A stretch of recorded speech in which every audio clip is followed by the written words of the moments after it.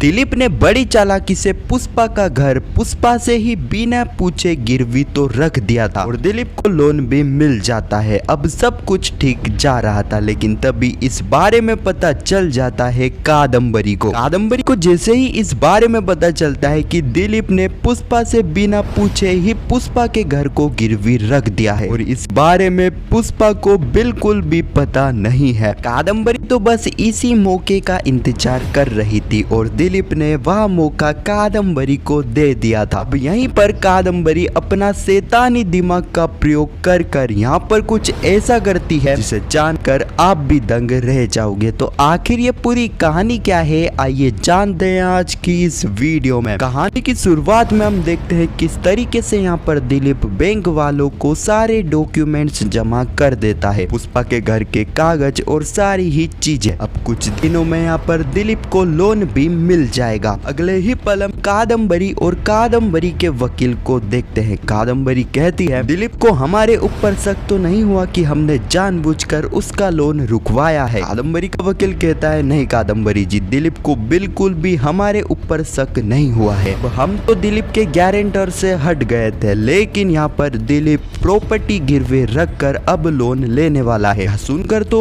कादम्बरी के भी होश उड़ जाते हैं, क्योंकि कादम्बरी को यह बात काफी अच्छे से बताती कि दिलीप के पास ऐसी कोई सी प्रॉपर्टी है ही नहीं जिसे वह गिरवे रख दे। कादम्बरी कहती है यह बात हजम नहीं हो रही है, मुझे अच्छे से ध्यान है कि दिलीप के पास कुछ भी ऐसी चीज नहीं है जिसे वह गिरवी रख कर लोन ले। कादम्बरी का वकील कहता है कादम्बरी जी, दिलीप ने अपनी प्रॉपर्टी नहीं बल्कि पुष्पा की प्रॉपर्टी को गिरवे रखा है, वो भी पुष्पा से बिना पूछे। इस बारे में पुष्पा को बिल्कुल भी नहीं पता है। सुनकर तो कादम्बरी का खुशी का ठिकाना ही नहीं था, क्योंकि कादम्बरी ऐसे ही मौके का इंतजार कर रही थी, इसके चलते वह एक निशाने से दो शिकार करे, यानी कि यहाँ पर वह दिलीप से भी बदला ले और पुष्पा से भी। अब दिलीप ने अपनी बेवकूफी के चलते यह मौका कादम्बरी को दे दिया था। अब यहीं पर हम देखने वाले हैं कादम्बरी जो कि अपने वकील के साथ मिलकर पूरी प्लानिंग करने वाली है। अब होगा कुछ ऐसा दिलीप जिसे बैंक से तो लोन मिल जाएगा, जिसके चलते दिलीप सारा ही पैसा अपने बिजनेस में लगा देगा। सारा ही पैसा यहाँ पर दिलीप ने पूरा का पूरा बिजनेस में इन्वेस्ट